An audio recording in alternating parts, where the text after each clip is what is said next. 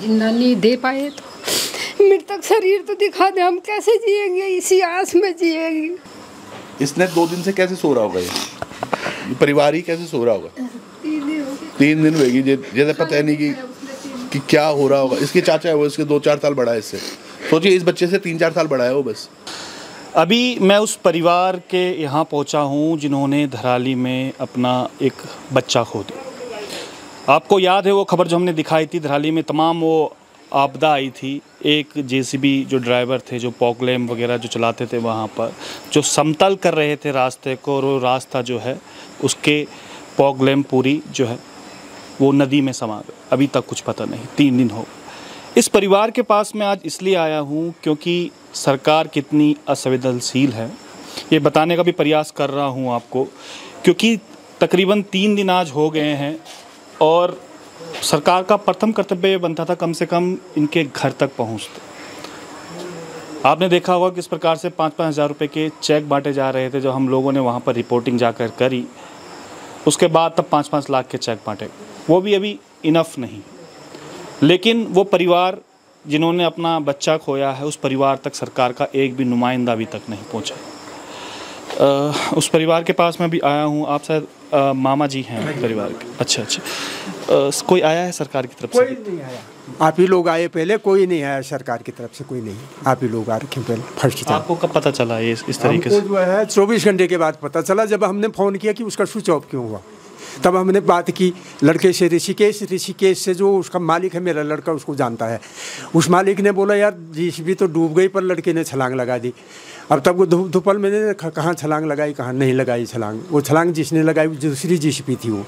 हाँ, ऐसा हमने सुना है, देखा तो नहीं है। उसके बाद आपने जो फ़ोन किया होगा तो फ़ोन लगा नहीं, तो पता कैसे चला फिर आपको कि इस तरीके से? फिर पार्टी भेजी वहाँ, अपने बच्चे भेजे यहाँ से, गाड़ी की तब भेजे वहाँ। तब वहाँ से उन्होंने फ़ोन किया कि ये तो जेसीबी समा गई, तब हमें मालूम हुआ ऐसा। नहीं, हमें कोई पता नहीं था। सरकार की तरफ से कोई भी नहीं आया? कोई नहीं आया, सरकार की तरफ से कोई नहीं आया। हमारे साथ उनकी बुआ जी भी हैं यहाँ पर। बुआ जी यहाँ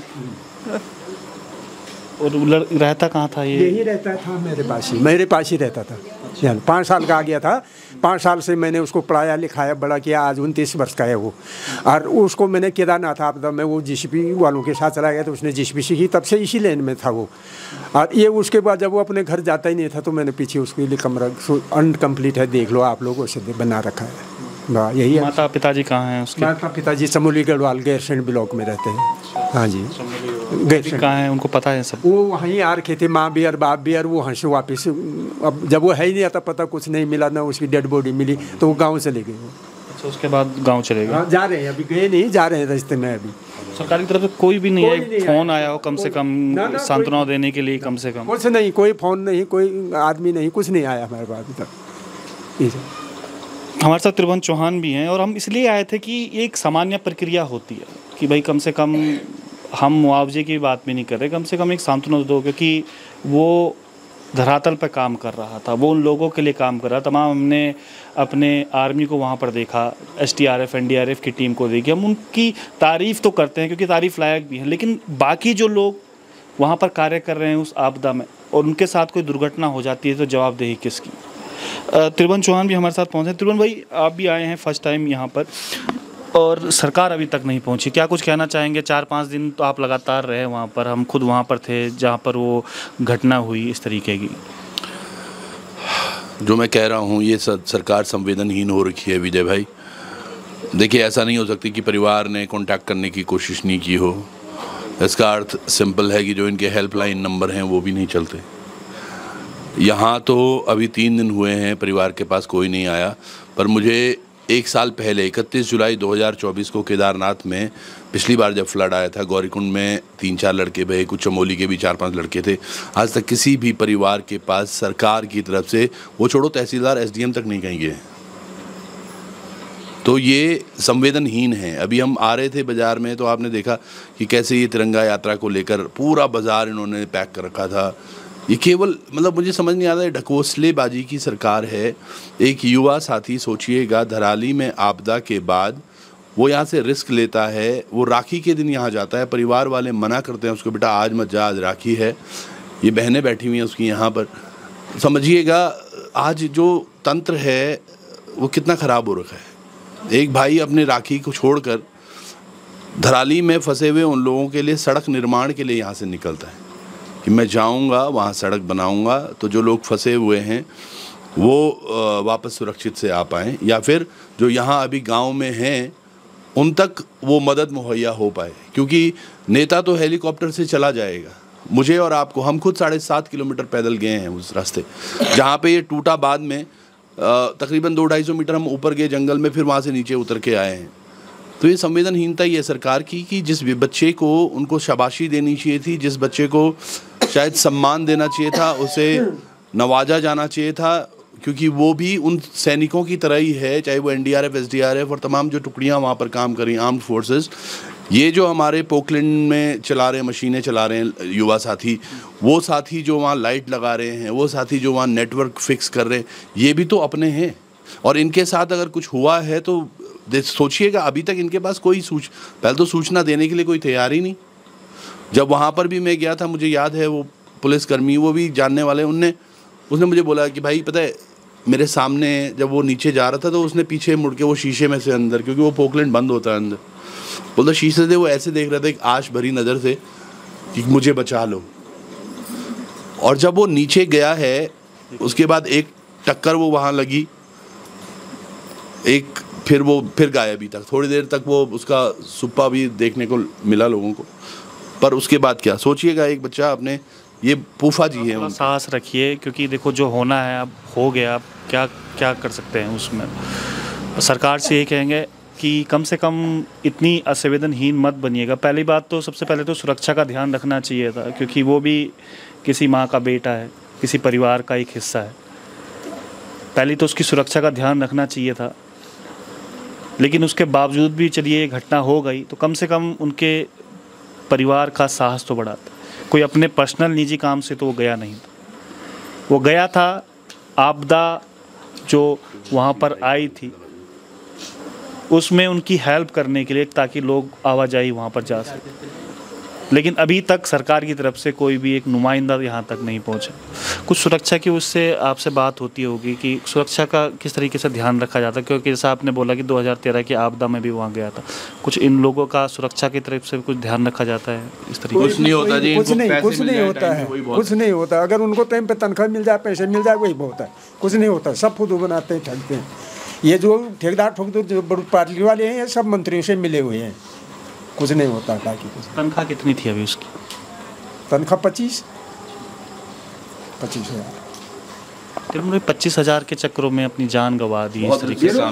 बहुत रिस्क का काम है जेसीबी पे ऑपरेटर होना, या फिर पोकलैंड पे, समझिएगा जहाँ भी आपको मिट्टी के साथ कई हादसे हमने ऐसे देखे हैं होते हुए।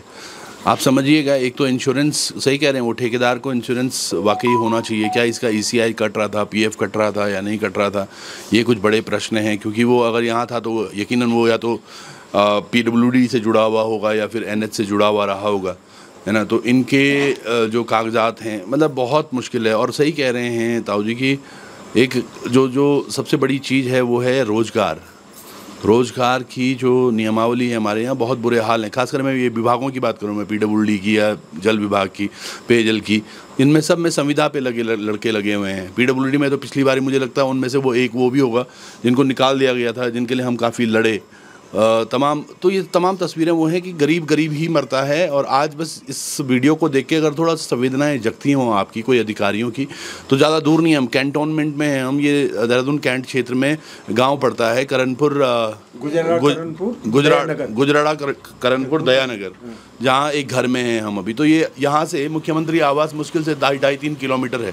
तो 2.5-3 किलोमीटर पे भी आप अगर नहीं आ पा रहे हैं एक उस परिवार से मिलने के लिए, तो आपको सच में या तो गद्दी ही प्यारी है, या फिर वो आपको अपना चमचमाता हुआ चेहरा प्यारा है जिसको दिखाने के लिए आप करोड़ों रुपए खर्च कर रहे हैं। इस परिवार का क्या होगा? एक मकान की तस्वीर आप ज़रूर दिखाइएगा, जो ये आप मकान देख रहे होंगे। ये मकान कमरा, मैं इसको बोलूँगा, ये किसी तरह भी मामा जी को या फूफा जी को जब लगा कि यार ये कुछ नहीं करेगा या किस तरह से कर पाएगा, इतना पैसा नहीं है, तो उन्होंने अपनी ज़मीन पे उसको वो कमरा बनाने के लिए दे दिया। देखिए इसमें कभी प्लास्टर हो रखा है, प्लान थे कि दिवाली पे आएगा तो उस पर पुताई करेगा और तमाम चीज़ें होंगी, पर ये कब कैसे हो पाएगा ये बड़ा प्रश्न है। और आज दुविधा में पूरा परिवार है। ये इसका मुझे फेसबुक पे मैसेज आया था और मेरा बड़ा आंसू आए वो पढ़ के। पहली लाइन इसकी ये थी कि भैया जी क्या उनको मैं देख नहीं पाऊँगा, तो कम से कम अगर जिंदा नहीं दिखाए थोड़ा जैसा भी है वो दिखा तो दो हमें। और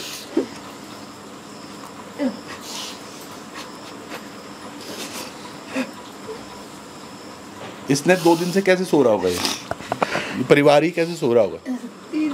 3 दिन होगी जैसे पता नहीं कि क्या हो रहा होगा। इसके चाचा है वो, इसके 2-4 साल बड़ा है इससे। सोचिए इस बच्चे से 3-4 साल बड़ा है वो बस। ऐसे परिवार के साथ कौन क्यों नहीं कोई आएगा यार? यूँ कहा तो अभी मैं क्या आप हो तो ये जिला पंचायत में पढ़ दूँ है, ये क्षेत्र है। अभी वोट मांगने के लिए तो पंचायत से भी नहीं कोई आया है, कोई नहीं आया। बताइए सैंसपुर ब्लॉक से पड़ता वो विधायक वो अपना सहदेव पुंडीर साहब, मतलब सोचिए विधायक छोड़ो, जिला पंचायत जो अभी चुनाव हुए हैं अभी वो भी व्यस्त होंगे कि कल कैसे भी समीकरण बना के हमने अध्यक्ष के लिए वोट देना है। ये तमाम चीज़ ये वो लोग हैं जिनको कोई नहीं देखता। और हम इसीलिए ये जो आज हो रहा है ना, ये हमारी भी गलतियां हैं, मैं ये मानता हूँ। ये बुआ की सारे रिश्तेदारी तो हैं सब यहाँ यक। इसकी वो चैट आप डालोगे देखना आप फूट जाएंगी आपकी संवेदनाएं। मैं तो 2 लाइन पढ़ के मैंने तुरंत उसको नंबर मांगा, मैंने कहा बेटा मैं आता हूँ। शायद 2 घंटे पहले हम मिले हैं अभी फेसबुक पे, और अब हम यहाँ हैं। इतने दिन से आप और भी ट्राई कर रहे थे, किसी से बात हुई? रोना है खोल के किया था उन्होंने, वीडियो डाली थी जब, तो उनसे बात करी थी तो उन्होंने कहा था कि फ़ोटो और नाम भेज देना, बाकी उन्होंने कहा कुछ पता नहीं चला, बस इतनी बात हुई।